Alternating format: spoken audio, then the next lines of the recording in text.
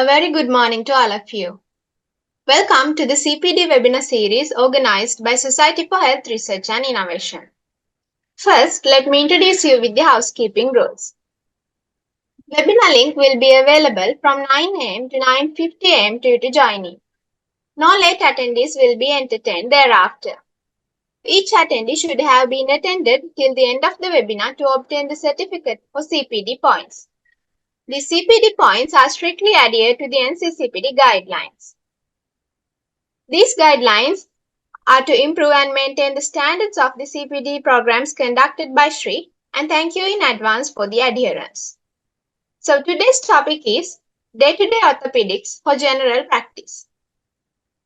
So the guest speaker for today is Dr. S.A.C. Solangaarachchi, Consultant Orthopedic Surgeon, Teaching Hospital, Polonnaruwa. Over to you, sir. So, good morning, everyone. Thank you very much for giving me this opportunity, especially to Sri Academy and GMOA. It's my pleasure and honor to take part in this CME activity. So, these are my qualifications. I'm the current orthopedic surgeon in Teaching Hospital, Polonnaruwa. So, when Dr. Vasan from Sri Academy asked me to deliver this speech on the orthopedic topic, I thought I would select a topic and then dig on to in detail, being a spine surgeon, probably a spinetoid. But ultimately, I thought that I would go ahead with the most important, simple, basic orthopedic pathologies. So hopefully, I would be able to simplify some of the basic management principles, as well as I would be able to tell as an orthopedic surgeon what is being expected from a general doctor or a first contact doctor when you see such pathologies. So let's take you through. So how I'm going to go through these objectives is I would first take you through some of the real clinical situations which I have faced, of course, when in my practice, and based on and reflect on those clinical situations, we would discuss some of the simple practical situations and some of the management principles that would help in your general practice. So objectives-wise, we would discuss the initial limb care in a trauma patient, compound fractures and the POP care, and acute spinal care management.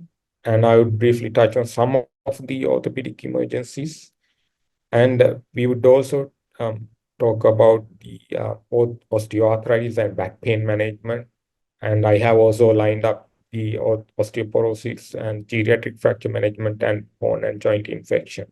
So I will start with the case number one, a 40-year-old male front seat passenger who has had a high velocity road traffic accident, had a dashboard injury, and patient was under the influence at the time of injury and brought to the emergency department with the GCS of 14 out of 15 and found to be having bilateral lower limb injuries.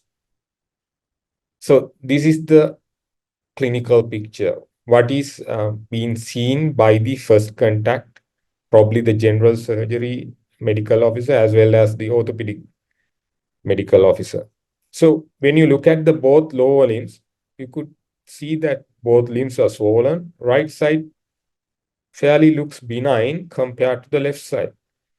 Left side, there is an open wound and there's blood. And on the x-ray as well, there is big fracture happening there. So probably both orthopedic medical officer has seen the patient and laid down his management plan, probably planned for the wound toilet and given IV antibiotics, and plan was to do a wound toilet next day morning and splint the fracture. And right side, he has already applied the splint, and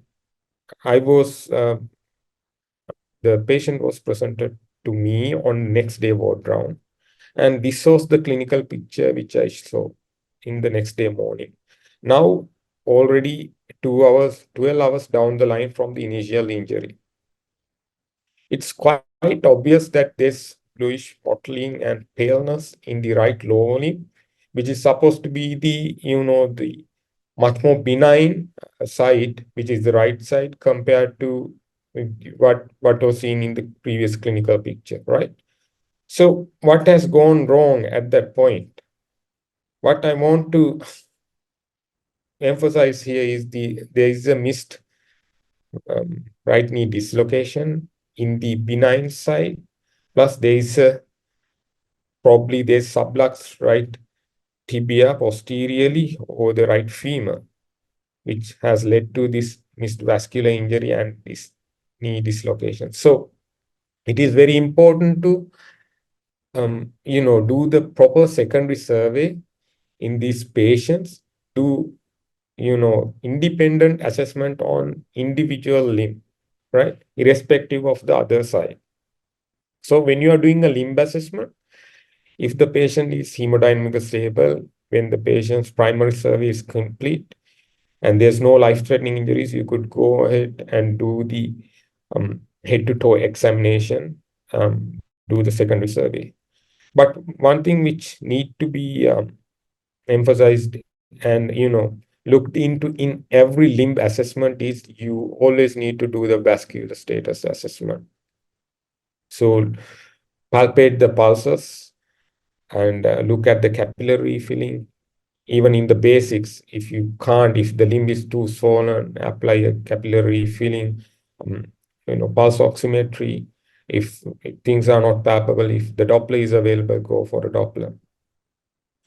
So in this way, you could avoid and unnecessary limb-threatening complication if the limb has been assessed. Just simple palpation of pulse or the capillary filling or the pulse oximetry has been assessed at the time of the assessment.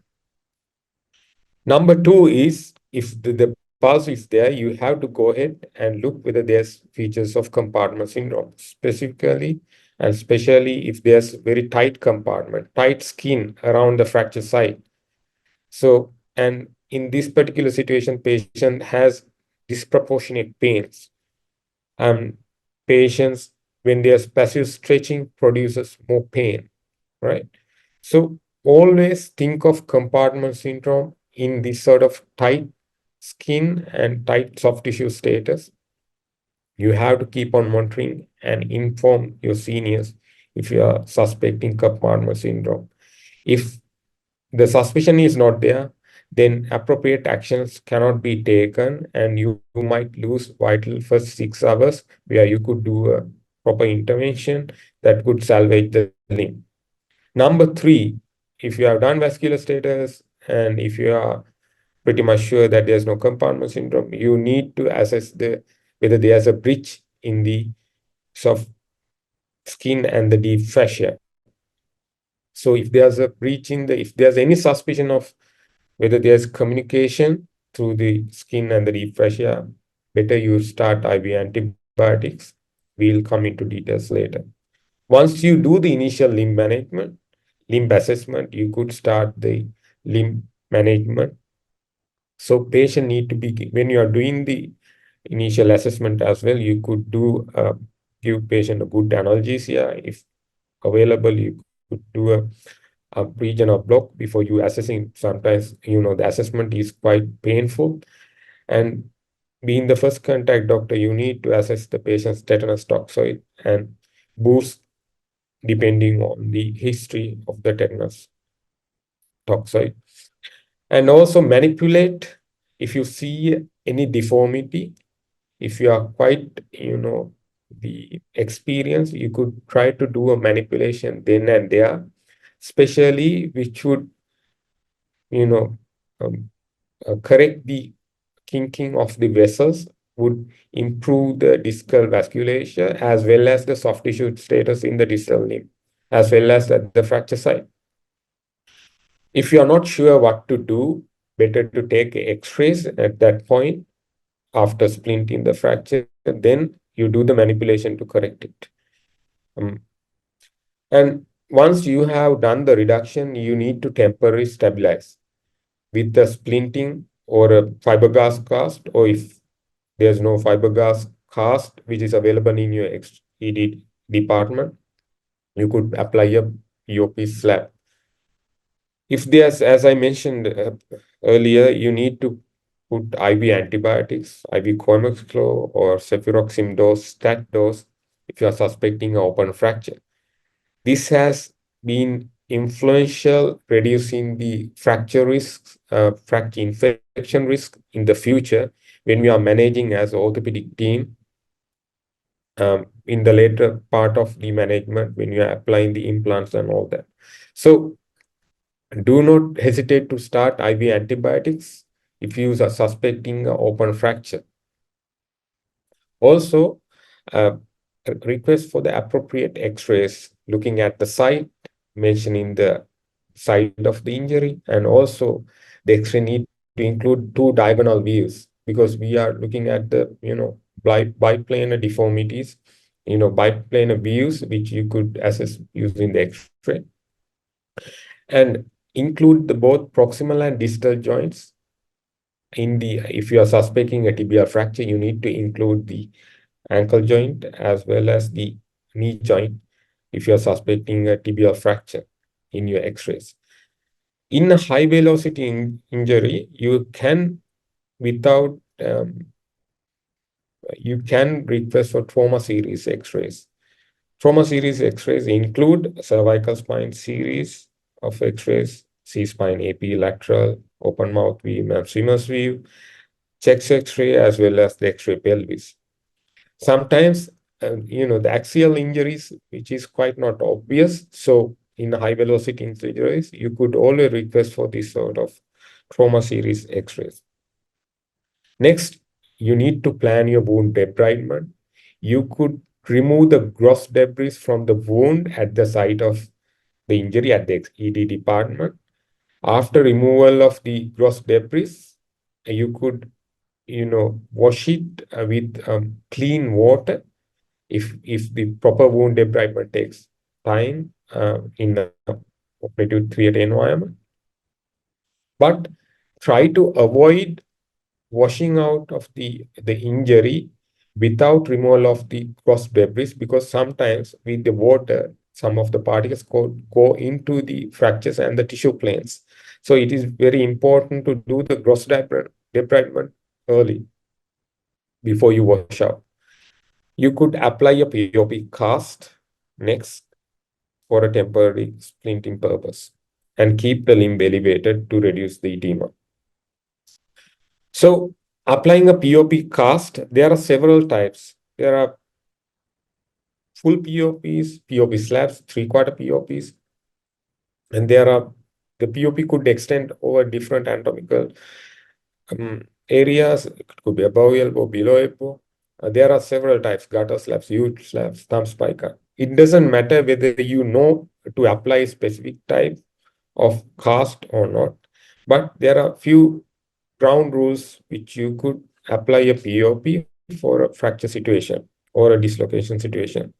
You could always use a POP to splint across the fracture, and in this particular situation you need to cross both proximal and distal joints, which would negate the muscle forces acting across the fracture. But there are a few exceptions like Colles fracture in an old female where you are much worried about the stiffness of the elbow. Otherwise, in a young patient, suppose if there's forearm fracture, you could apply a POP slab across the wrist joint as well as the elbow joint. And when you are applying a POP, you need to put a cotton layer, properly covered but thin layer, which would, which is quite easy for you to mold the cast to the shape of the limb. And when you are planning a POP cast, if you are thinking of a full cast, you need to look at the soft tissue status of the limb, because sometimes if there's too much swelling and tight compartments, if you apply a full cast, you are having a risk of external compartment syndrome. And also, once the swelling goes down in a full POP, there's toggling inside because now already the edema has settled down. Now the cast has only settled into the previous limb size at the time of the edema. So it will lead to the reduction of loss of the reduction after some time. So it is better to put a POP cast in the initial setting and then convert it to a full cast later on. Always you have to back up your cast with proper maintenance instructions. You need to tell the patient that you need to keep the POP clean and dry. Otherwise, if you are putting, the sugar, any other food material in, so, ants could go in. Sometimes there are difficult situations the patient could expect. So limb need to be kept elevated for the first few weeks before edema could come into play. Sometimes you could have compartment syndrome issues, as well as because of the edema at the edges of the cast, you could have some pressure issues.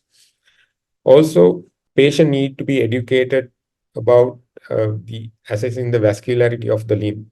The pink color, capillary refilling, you could always educate about the color of the limb.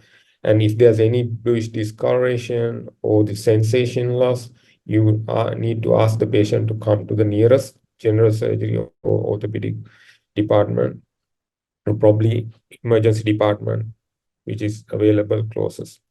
In a patient who comes with severe pain in a limb, who had a POP cast in situ, so you are much worried and concerned whether there is risk of compartment syndrome.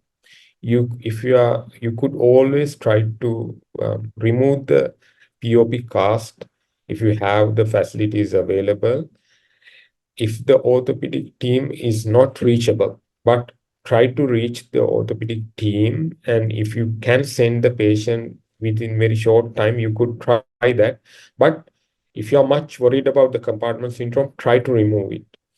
If you are capable of, and you know the principles of bivalving, if you can cut the POP in 180 degrees apart and separate the two valves for about 1 centimeter apart, and if you are sure about this technique, you could do the bivalving. Otherwise, try to remove and send the patient to the relevant orthopedic department. And so this would certainly produce a significant medical legal issue in the future for yourself as well as for the relevant orthopedic department.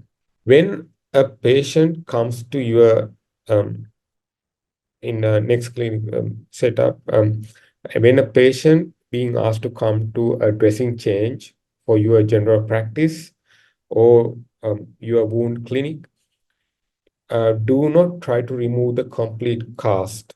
Try to export what is necessary. Sometimes the wound site has already been marked and patient is quite aware about the wound site. You could only expose what is necessary to make the dressing change and have the wound inspection. But never try to remove the complete cast, because sometimes when you remove the cast completely out of the limb, you would lose the reduction, and sometimes the initial procedure need to be redone. And sometimes it's quite difficult to redo the reductions later once the soft tissues has been contracted. So if you're not sure, try to contact the orthopedic department or try to send the patient and get the proper instructions for the wound dressing management.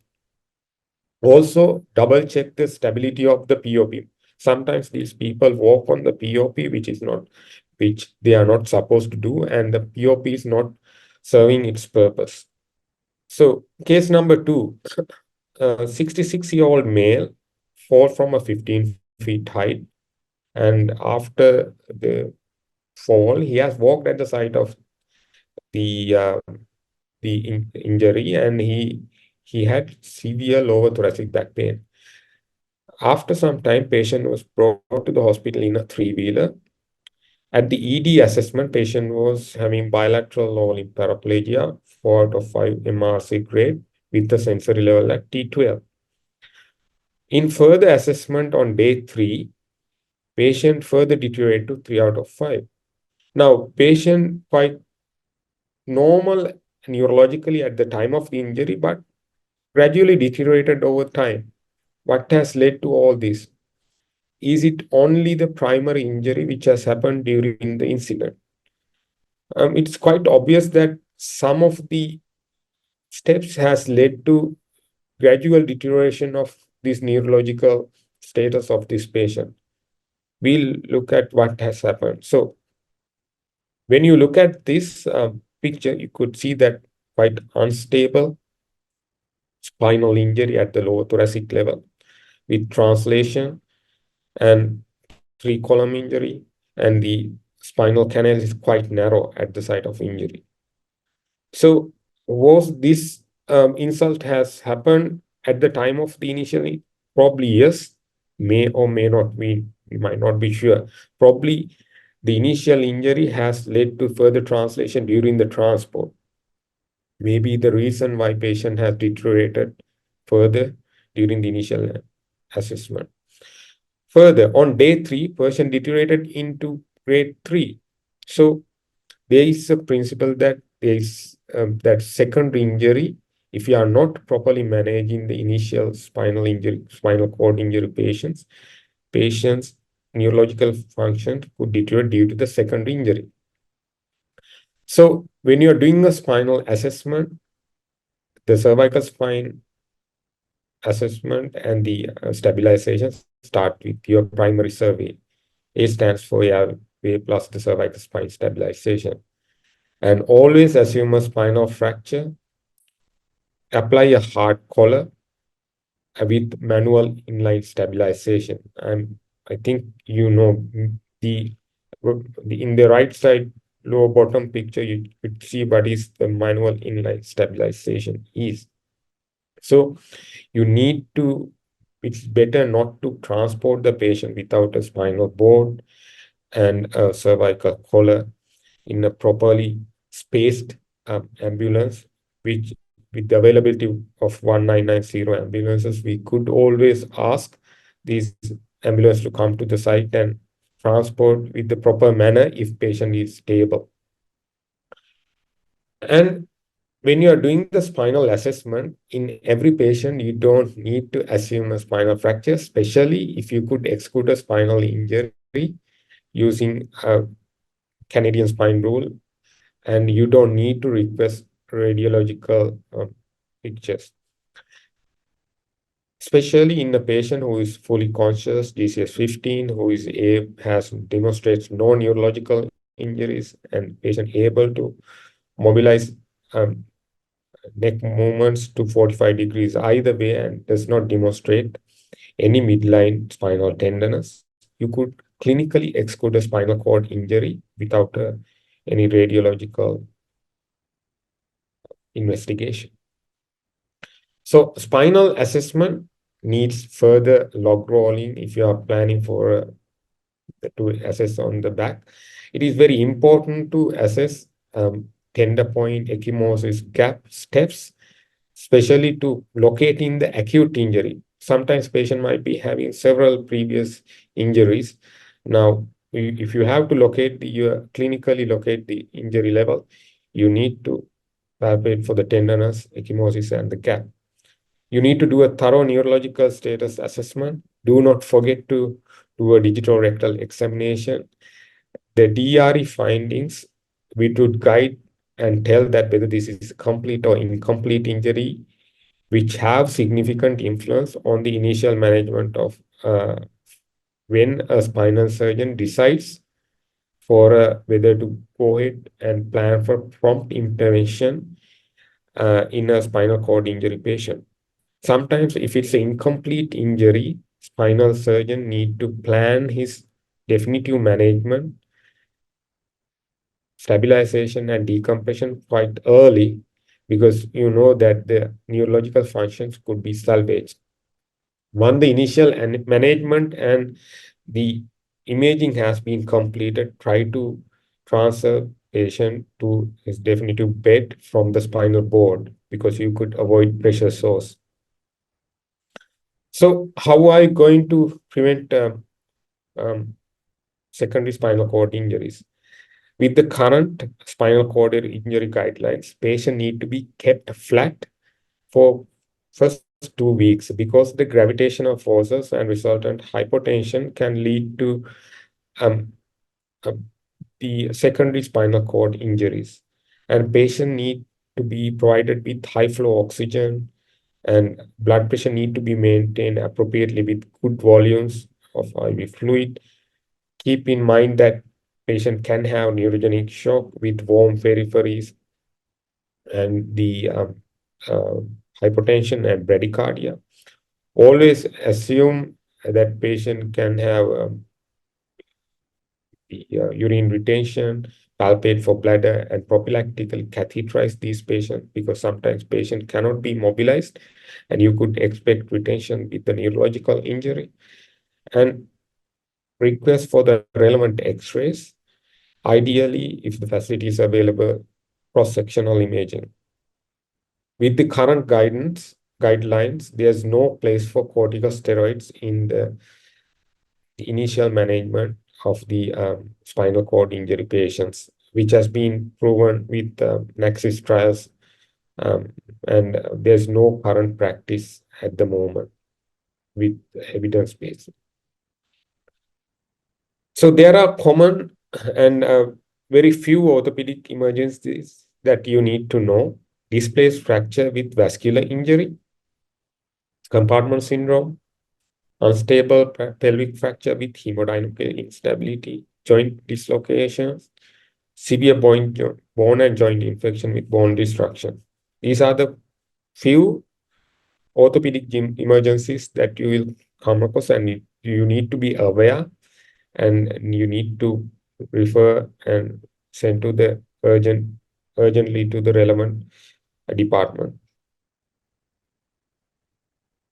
So when we look at the pelvic fracture, you need to, in high velocity injuries, if there's crepitus, ecchymosis, swelling around the pelvis, you need to suspect a pelvic injury. Even any suspicion, you have to request trauma series X-rays, X-ray pelvis.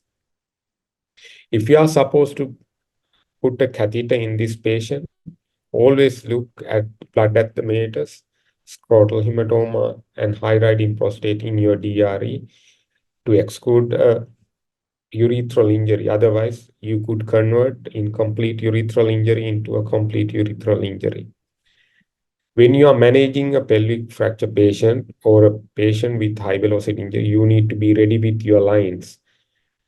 Put two large bore cannulas and send bloods for grouping and DT. Be ready. Sometimes patient could deteriorate within few minutes, and sometimes it is not possible for you to apply venous lines when the patient has already collapsed.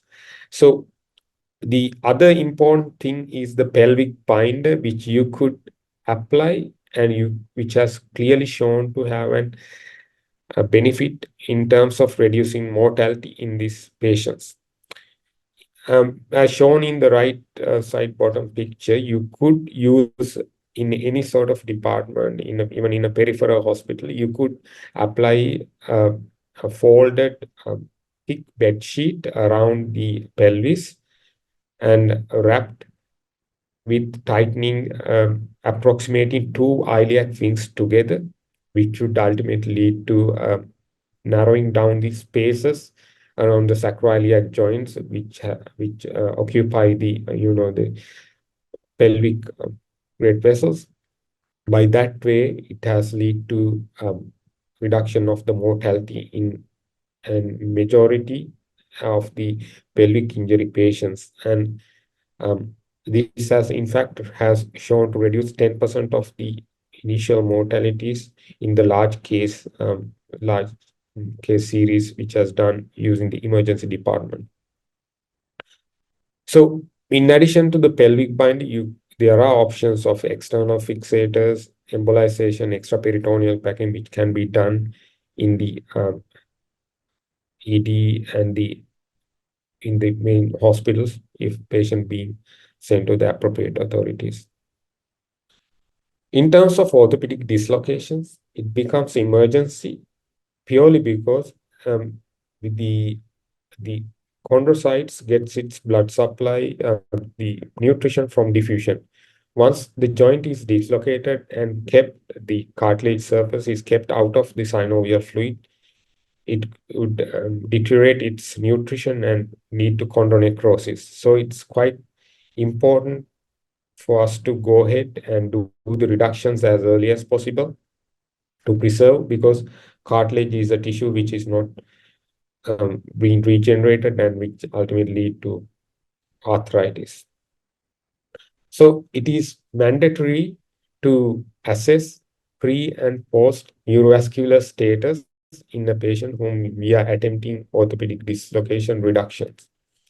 In these patients, for the sole reason is these patients who have the dislocation, if patient presents with neurological injury from the initial insult, we consider it's a neuropraxia if patient already presents and found to have neurological injury. However, if the patient have a new onset neurological injury or vascular injury, we are supposed to do the re-exploration if it's considered iatrogenic, because sometimes the vessels or the nerves has been caught after your reduction. And also, if you are not quite sure about the reduction techniques, get the X-ray beforehand. And after the reduction, you need to confirm your reduction with proper imaging. If I touch common dislocations, commonest is the shoulder dislocation. Out of 3 varieties of shoulder dislocation, anterior shoulder dislocation is the commonest. And you are suspecting a shoulder dislocation, especially if patients come with the abducted, extended shoulder with pain and inability to maintain, and you have found that patient has lost shoulder contour. You could reduce the shoulder dislocation at emergency department with good analgesia and sedation. Again, we need to assess pre-reduction neurovascular status as well as the post-reduction neurovascular status. I have seen several events where after shoulder dislocation, which we found to have subclavian artery injuries. Sometimes it is not necessary, if you are quite good with your technique, not necessary to take X-rays just to exclude any fracture or any before you attempt a shoulder reduction. Even if there's a greater trochanteric fracture, most of the time, when you do the reduction, greater trochanter will come and fall into its natural place. But if the reduction is so difficult, try to get the imaging and do it with probably general anesthesia. There are several ways of shoulder reduction, which I will discuss later. However, the post of immobilization, generally, after the reduction, we apply on the shoulder immobilizer in the internal rotated position. However, it has shown to have good effects when you put the patient on an aeroplane splint. On an external rotated position also has a similar efficacy levels when you place the patient for immobilization. Duration of immobilization depends on patient's age as well as the previous episodes of dislocation. In a patient who is young and prone to have severe instability, several episodes, you have to keep the patients immobilized for 3 weeks in a shoulder immobilizer. This applies for the first shoulder dislocation as well. But if the patient is an elderly patient who is prone to get shoulder stiffness, better to immobilize for 1 week of duration. Then after that, you could always follow up this with a good rehab plan and periscapular strengthening. So there are several techniques of shoulder relocation. Commonly practiced techniques are leverage techniques and traction techniques. And Koch's technique, which is quite commonly practiced leverage technique, and Hippocratic and direct traction techniques are the ones which we plan for shoulder reduction. Now, in this left picture, you could see that Hippocrates times they have applied axial traction directly while keeping on a counter traction under the axilla. However, on the right side picture, you could use the same principle while cloth being folded and underneath the axilla for counter traction, you apply axial traction on the axis of the upper limb. This need to be done with good analgesia properly and sedation. 2.5 or 5 milligram of midazolam plus 100 milligram of fentanyl would be sufficient for you to do this reduction. The middle picture shows the leverage technique where you could use external rotated forces and axial traction and gradually reducing the external rotation back while reducing the traction force. Because there's pivoting involved in this technique, the middle technique has shown to have high vascular injury rates. So it's quite easy as well as complication free to have do the reduction with the axial traction technique when you are trying to attempt the shoulder reduction. Once you are trying the shoulder reduction, you could palpate and see a clunk, and you should see that your shoulder has returned to its normal contour, and patient will feel immediately pain relief and improve the range of motion. Sometimes with the midazolam, patient might go into a sleep once you have applied, you have reduced the fracture properly. There are other two types of posterior and inferior dislocation. However, the reduction principles almost same. You could do the axial traction technique in the reduction maneuver. Other commonest dislocation is the ankle dislocation. Again, this is quite easy to relocate at emergency department. With good analgesia alone, you could do this at the outpatient department. If you don't do this and keep it in a irreducible position, non-reduced position, it would lead to swelling, edema. Ultimately, it's quite difficult to reduce it, as well as it will lead to soft tissue compromise.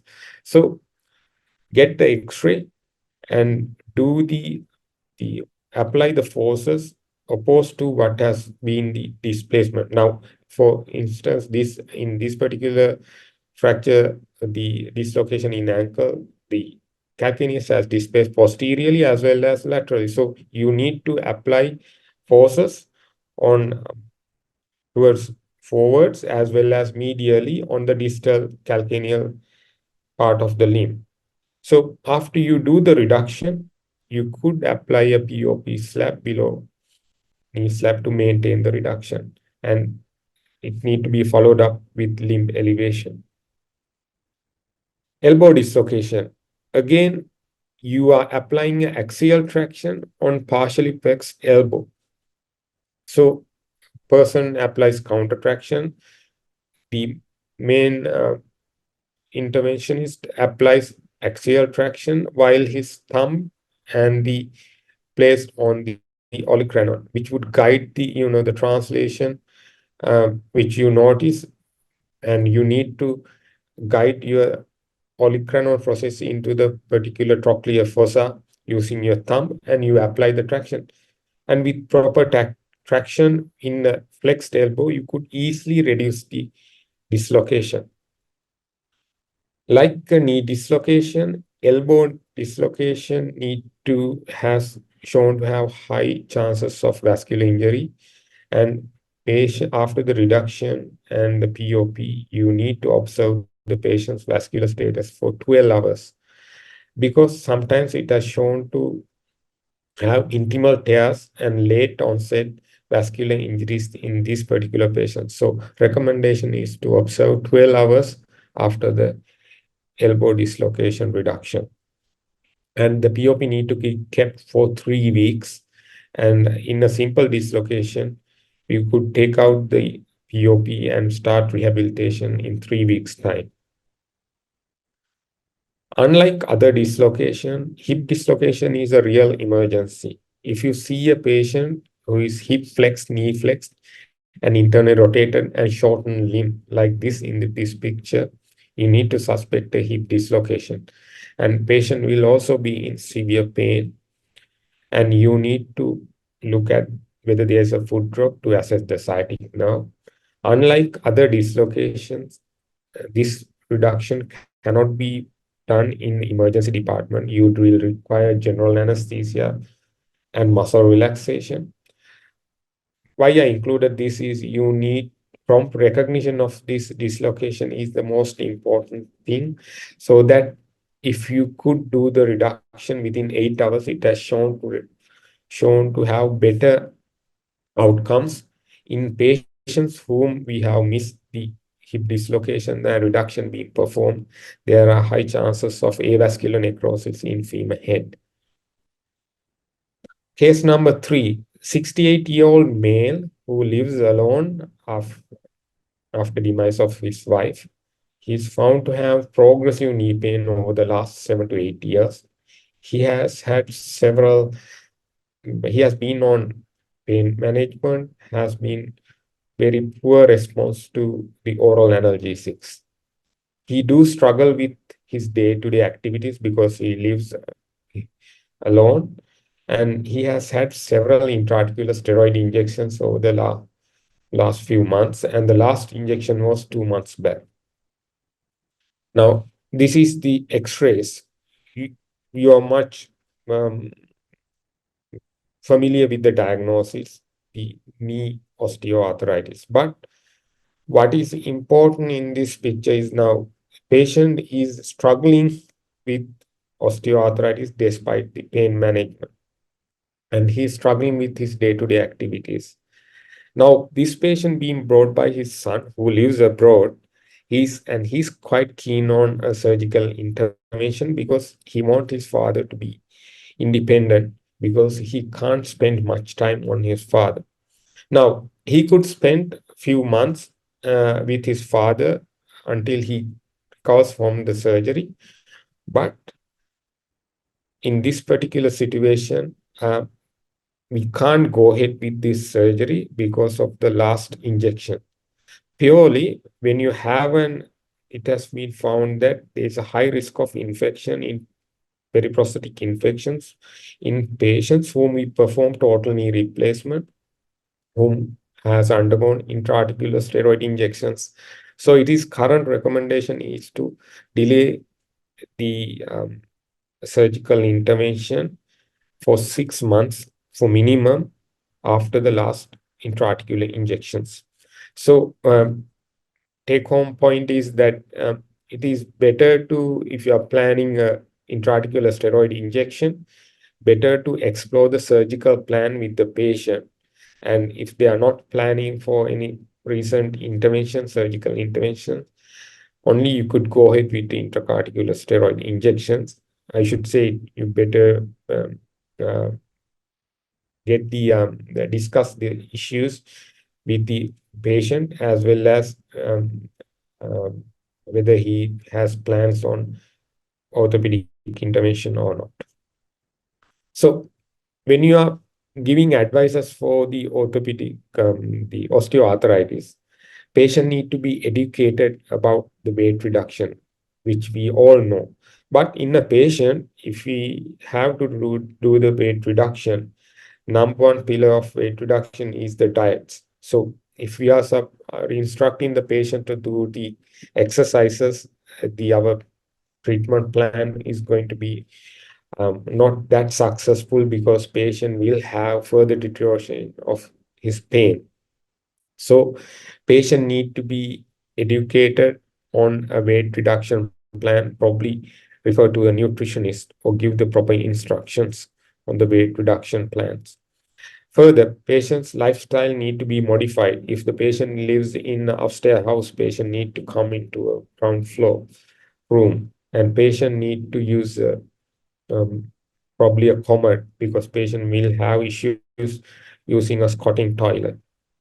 And patients whom need to limit their mobility so that have significant ease on their joints would take some in the the medical drugs would have some effects on these anti-inflammatory effects if they rest their joints only. When you are choosing the anti-inflammatory drugs, you need to consider the age, kidney, cardiovascular risk. No anti-inflammatory drugs has renal protective effect, but if you are selecting Solindac, like medication, anti-inflammatory medication, which has shown to be the most renal protective. If patient has a cardiovascular risk, better to avoid atrocoxibs, celecoxibs. Better to use naproxens instead of coxib group of drugs. Chondrolytins and hyaluronic acid being broadly been prescribed for knee osteoarthritis, but lacks its uh, the evidence for changing its ultimate outcome. But it has been shown to give good results because nowadays the preparations come with some sort of other painkiller combinations. Um, so it's not purely because of the chondroitin or hyaluronic acid uh, therapeutic effects. When you are again using corticosteroid injections, explore the surgical plan and try to talk with the patient and the orthopedic surgeons if you are giving intra-articular injections. PRP injections, again, in last case series, has not shown great benefits, but still we are using them in the patients who are below 50, who has less radiological changes. You could always use bracing and walking aids to reduce the joint pressures, which would certainly have some influence and relieving effects on the pain management. So knee osteoarthritis can be treated and tried with initial conservative management, however, which is not the only option of treatment because the disease is a progressive disease. In people who are having poor outcomes with the pain management and the conservative measures, you can plan surgical interventions. There are a wide spectrum of surgical interventions available depending on the age and the degree of joint involvement in the patient. So there are high tibial osteotomy, unicompartmental knee replacement, total knee replacement, which you are quite aware. High tibial osteotomy is a plan for people, young patients who are below 40 have abnormal joint congruities. As shown in the figure below, you could just with the simple osteotomy, you could correct the joint axis and shift the medial arthritic joint, weight-bearing axis from medial arthritic joint to the lateral side. By that way, you could avoid and you could salvage another 10 to 15 years of patients' time, avoiding knee surgery, knee replacement surgery. So by this way, you could have pain relief in patients who have limb malalignments.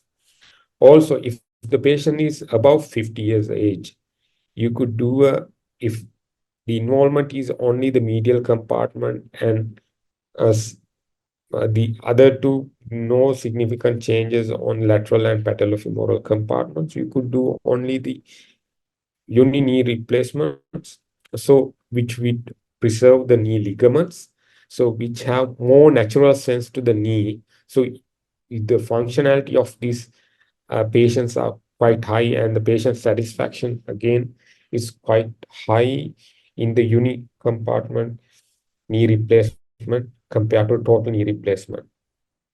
However, ultimately, it comes to the total knee replacement in a wide spectrum disease.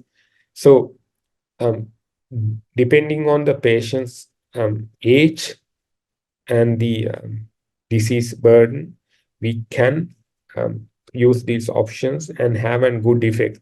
Generally, we can go for a drug-free interval, drug-free time after the surgery, and there is a 1 to 2 months of recovery time. However, in long-term results of uh, arthroplasty patients are quite good with the current climate. So back pain again is a quite common situation which you come across in your day-to-day practice. It's only secondary respiratory infection. You could always treat with analgesia, multimodal analgesics for some time before you refer to the specialist. But you need a special referral if symptoms are progressive and you patient demonstrates neurologic claudication, myelopathy, coda equina, and red flag symptoms.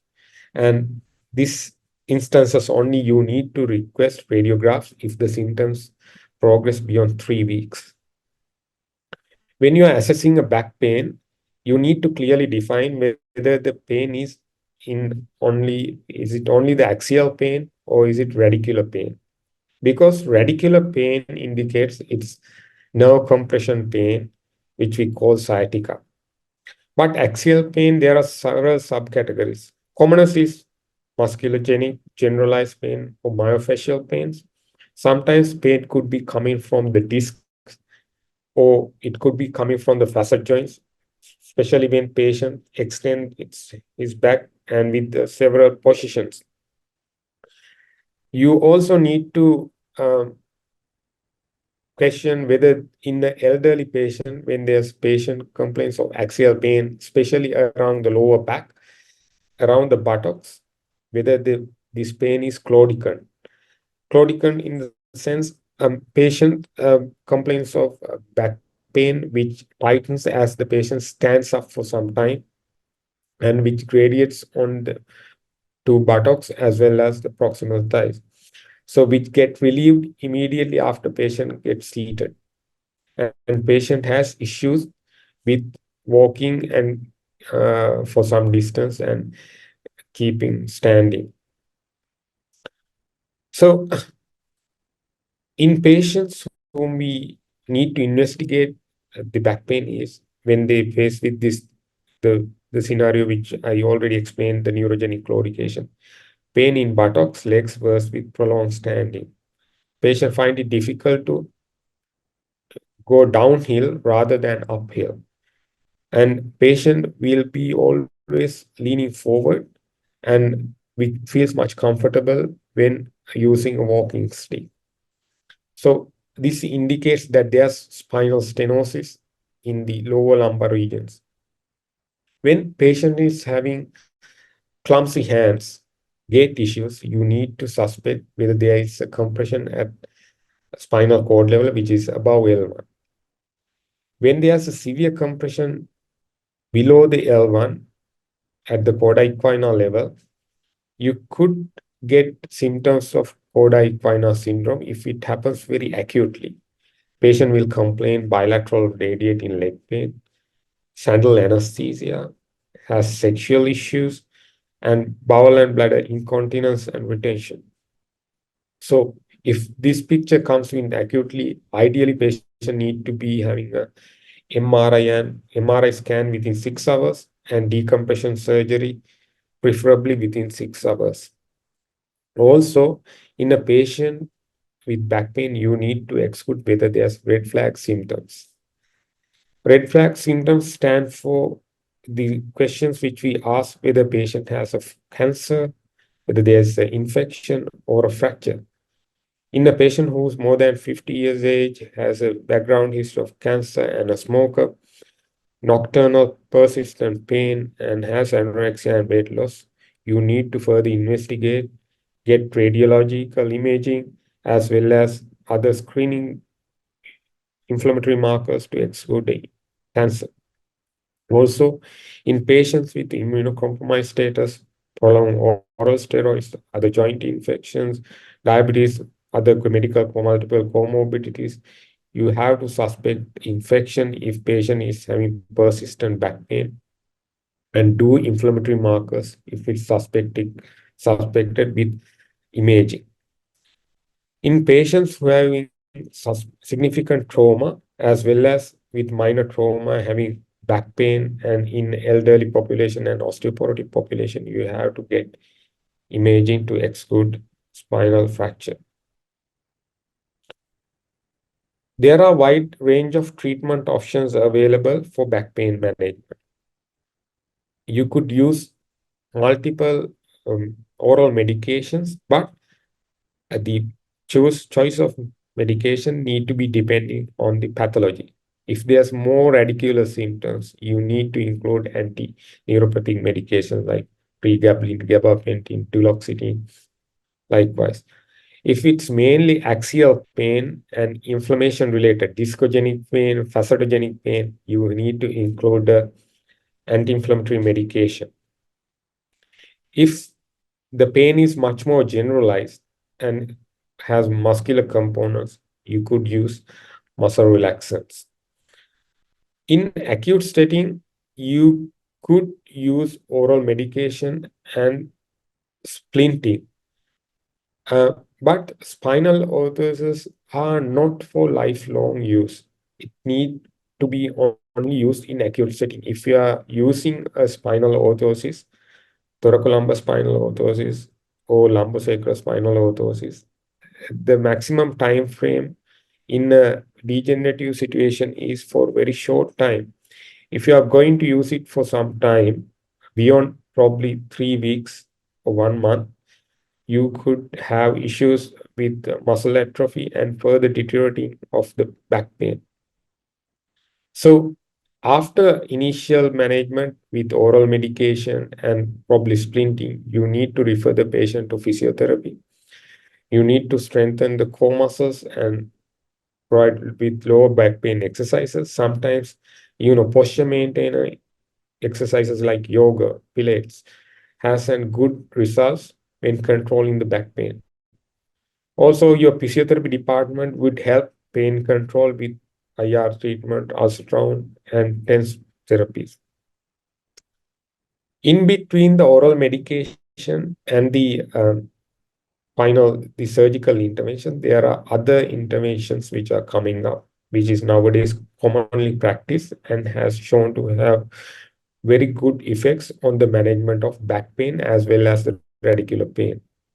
So the pain interventions which has been commonly performed by us is the transforaminal nerve root injections, facet injections, radiofrequency ablation, and also if the pathology is much more generalized in the lumbar region, we would use caudal or epidural spinal injections. If it's myofascial syndrome, we could use ultrasound guided or the trigger point injections. So lumbar transforaminal epidural injections can be done under local anesthesia or sedation because using the spinal needle, which we target the specific nerve root, which produce the symptoms, and with the X-ray guidance, which could guide the location, and we could give a steroid into the close proximity of the irritating nerve root, which has shown to give very good pain relief in the patients whom suffering from long-term back pains and radicular pains. Because the most of the time the pathology not only is due to the compression, but also due to the irritations happening around the disc base and around the facet joints. So by giving a steroid with the local anesthetics injected close proximity of the nerve, you could reduce the inflammation around, have very good effects. Sometimes it has been shown that even in a disc prolapse, you can have nearly 30 to 50% results, even curative abilities with the nerve root injection, avoiding unnecessary surgical decompression, surgical intervention. So there are, if initial treatments with pain management as well as the minimal invasive intervention doesn't give the maximum results, then we need to embark on the surgical interventions of decompression and stabilization. Because the procedures nowadays performed using very keyhole techniques with minimal invasive pressure, patient is able to get seated from the same day evening or day after. The hospital stay is very short and patient could be mobilized immediately because the your surgical scars are very small. It extends only 2 to 3 centimeters, and you are only decompressing the whole spinal segment from the one side, rather completely removing the midline spinal structures. And by this way, compared to the previous techniques, we could have better functional outcomes in patients. And more importantly, if the surgery being performed below L1, there's no risk of paraplegia. Even there is a risk of paraplegia. However, in very minor level, if edema progress above L1 level. But in a common situation where we perform most of the time in L4-5, L5-S1, or L3-4 levels, the risk of paraplegia is very, very minimal. So most of the time, there is a misconception that you could get paraplegic if surgery goes wrong. That is a really misnomer and something patient education need to be happening. And in a patient who has suffered for years with back pain and radicular symptoms, simple 2-hour procedure or 1-hour procedure could give a complete change of his life. The geriatric fracture, again, is a common situation which you come across. The common sequence is for the osteoporotic patient is to get distal radius fracture, then they get the spinal fracture, ultimately end up in a hip fracture. When it comes to hip fracture, you are quite aware that the mortality rates are quite high in patients who have geriatric fracture. In fact, in long-term studies, they have shown, long-scale studies, they have shown that there's 25% mortality rate in the first year after geriatric fracture, which is quite comparable with even a worse cancer situation. So this is why we need to rehabilitate the patient earliest as possible in the patient who has a geriatric osteoporotic fracture. Also, when you are planning the management, you need to plan for the interventions for osteoporosis, as well as you need to exclude whether there is underlying pathology, whether there's a metastatic deposit which has led to the fracture. Any elderly patient who has a geriatric hip fracture need to seen by a orthogeriatrician physician within 4 hours from the injury, and patient need to be operated within 48 hours with the ideal situation. So what in this is quite not practicable in our situation with low resource setup. However, which is the ideal scenario, because if the patient gets operated, our implantation systems could, allow patient to weight bear and allow patient to sit when the patient wakes up from the surgery. So by this way, you could mobilize the patient from next day onwards, could avoid pressure sores, avoid urinary tract infections, avoid pneumonia. So completely avoid any change in the physiological system in a patient who have fallen. So with the current available implantation systems, there is a chance that you could weight bear from next day onwards. So this the surgical interventions has significantly improved the outcomes in geriatric fracture. So there's no need for waiting. We need to optimize the patient and do the surgery, provided that his other medical issues being controlled. After the geriatric fracture being managed, you need to avoid patient getting another fracture if patient is having osteoporosis. You need to always need to supplement with calcium and vitamin D, the daily requirements. In addition, any patient who is above 65 years having already found to have insufficiency fracture in the hip spine, patient can be started on bisphosphonate, which has the most efficacious effect on reducing the future fracture risk. There are different types of uh, bisphosphonates available, which you are quite aware is the weekly tablet, which you call alendronate, and there's monthly tablet ibandronic acid. If patient is having gastric issues, gastric ulcerations, better to use IV zoledronic acid, which is being prescribed yearly as IV preparation, but patient need to be admitted and given a slow IV injection with monitoring because of risk of flu-like reactions as well as allergy. Generally, bisphosphonates only being continued for 3.5 to 5 years.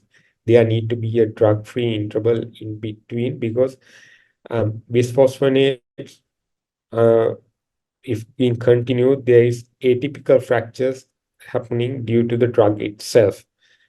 There are the bisphosphonate treatment need to be monitored with follow-up DEXA scans to see whether there's improvement in bone mineral density.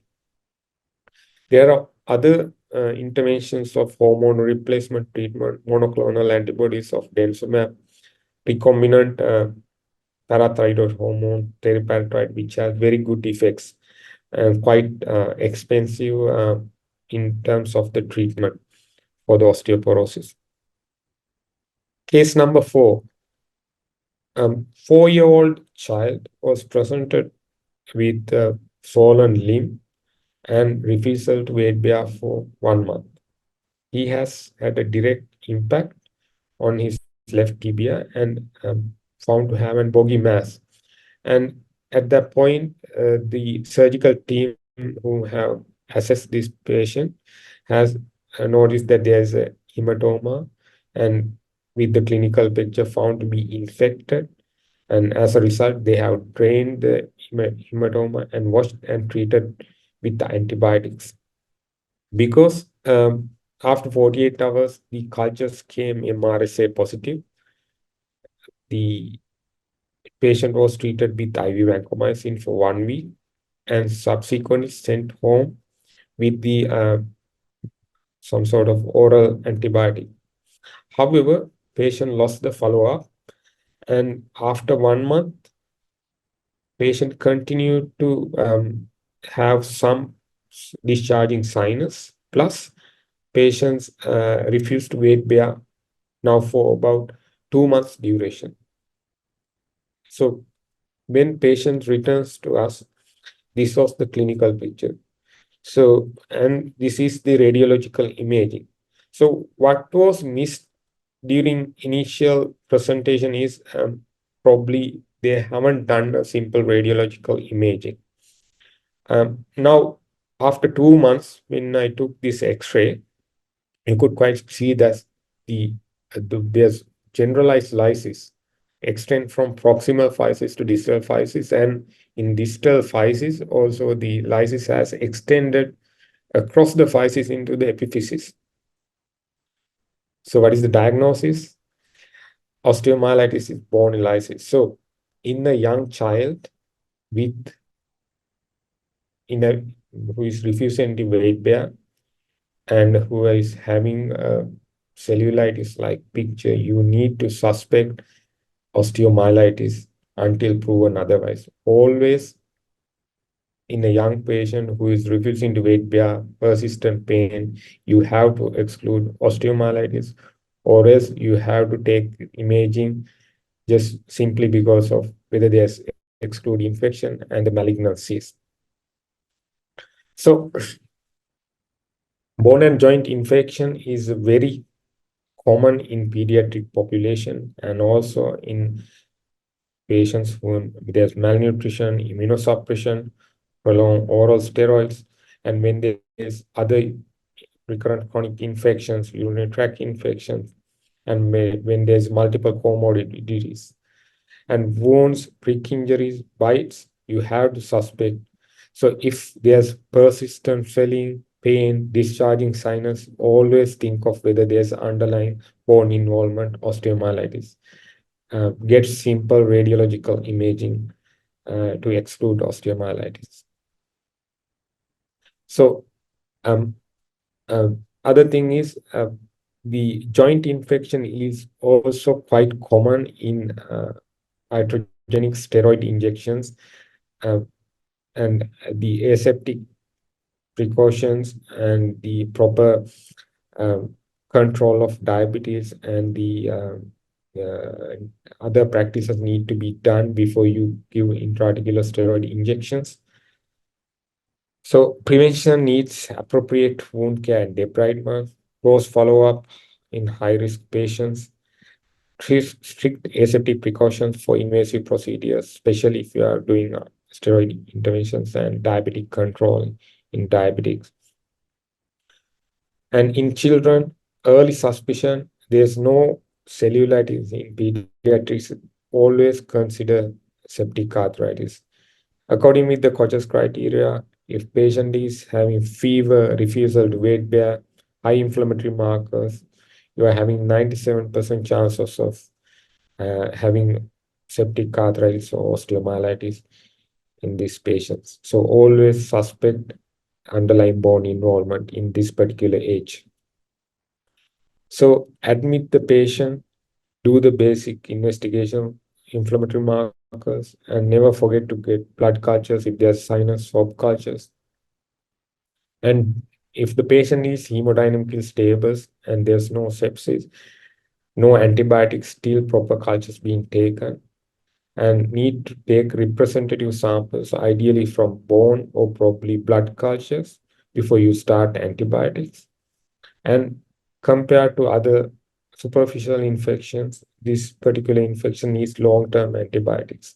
Ideally, IV antibiotics until inflammatory markers, CRP, comes back to normal, then converting it to the same group of antibiotics, the oral uh, variants of the same antibiotic.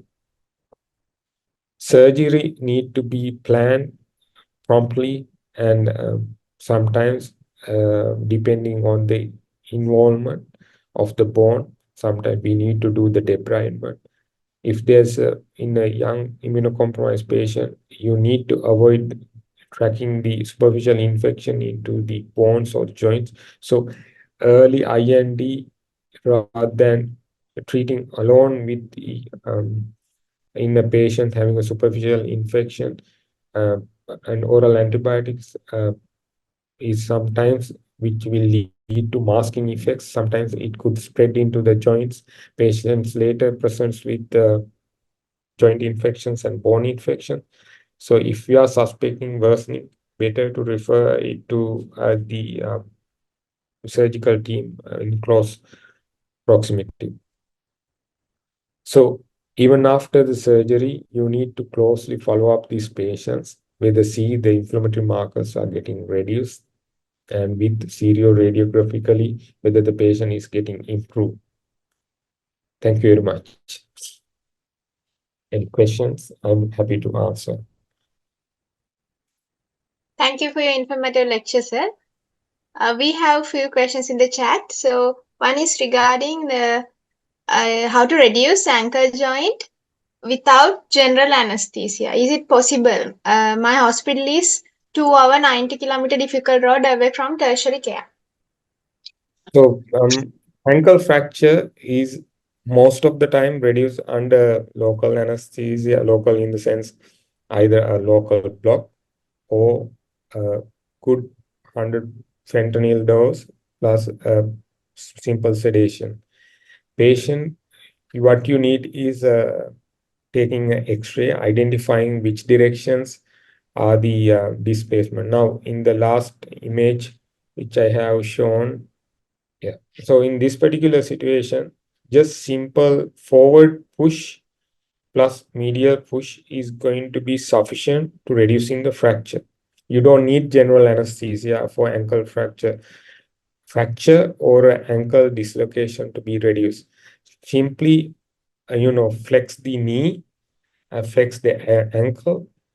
A simple pain relief is sufficient. Believe me, we never do the reduction at the general anesthesia unless patient having other medical issues, and the patient could be brought immediately into uh, the theater setup. We could do it at the ED with simple analgesics, right? With traction, relaxing the muscles, right?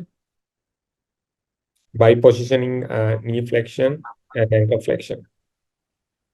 Thank you, sir. Is it recommended to reduce dislocations at JP setup or should we refer to nearest hospital? So this is already being practiced by if any um, orthopedic experienced medical officer. He could do this procedure then and there. If you are good with your technique, if you know where the displacement. Now for shoulder dislocation, if you are if you know to the reduction principle, and you could tackle giving IV midazolam as well as a fentanyl with IV cannula in situ. You have the facilities, you could reduce it then and there. I should say we are supposed to reduce these things in a peripheral hospital, um, because we have the facilities sometimes for monitoring uh, provided. For midazolam, if you have an reversal drug, then you could go ahead. If you are quite uh, not happy with giving a large dose of midazolam, you could use 2.5 milligram of midazolam and good analgesics. Sometimes you could use oral, the rectal suppository of analgesics, and you could try to reduce it, giving 5 to 10 minutes for it to work. If you are giving a suppository drug, if you are giving a midazolam, you need to be ready with reduction immediately. Otherwise, you could do it. Thank you, sir. Then there are some questions So, regarding the so the intraarterial. so the answer to your question is, if you are somewhat comfortable with your technique, I should say you could go ahead and reduce it, and reduce, especially a situation in shoulder dislocation and ankle dislocation. You could do it even in your setup if you are conversant with your technique. Okay, thank you, sir. Then there are a few questions with regard to the place of intraarterial steroids and the PRP for the joint problems. Yeah. So osteoarthritis is a progressive disease. We don't have any regenerative drug in terms of regenerating um, the articular cartilage. There's no proven drug which has been effective. So at the moment, uh, what is available with us is these PRP injections. We are seeing some results when we given for the people who are having lesser radiological changes, plus patient is below 50, having better improvements in terms of their symptoms. However, with the current evidence available, it has not been shown to have any um, the prognostic value in terms of preventing the further deterioration of the osteoarthritis. It's just a symptomatic value. Steroid injection, it has definitely um, symptomatic, it would certainly reduce the symptoms. However, if you are planning an intraarticular steroid injection, you need to do the injections with proper aseptic technique. Otherwise, other thing is you need to explore if you are doing it in a in a joint whom we are planning a surgical intervention. Better to explore the surgical plan, because we sometimes the implantation of prosthesis need to be delayed for more than 6 months after intraarticular steroid injections. Otherwise, for symptom relief, it's quite efficacious, giving an intraarticular steroid injection. Next question. Thank you, sir. Please brief management of fifth metatarsal bone fracture. So, fifth metacarpal bone fracture is there are fifth metacarpal can have, I think he's referring to the metacarpal neck fracture, which is the commonest in metacarpal fractures. You could get metacarpal base fracture, metacarpal head fracture, metacarpal neck fractures, or the shaft fractures. Boxer's fracture, which we call it, is when there's a direct punch out injury. You could have a metacarpal neck fracture because for fifth and fourth metacarpophalangeal joints have 40 degrees of good range of motion. You could allow some degree of malunion. So because of that, in the low resource setup, we would apply a gutter slab. We would apply a POP slab in a gutter type fashion, and then um, reduce the fracture with the local analgesics, if it's possible with the technique, and apply the gutter slab. If the distal fragment is having less than 30 degrees of angulation with its proximal fragment, you could manage conservatively. But you need to consider, a patient's expectation, whether the patient's age, dominant hand, patient's whether the patient is the guitarist, whether the fine movements are needed, that sort of things you need to dig into the history before you offer the treatment. So there's no simple theory behind the fracture management. You need to assess patients' expectations.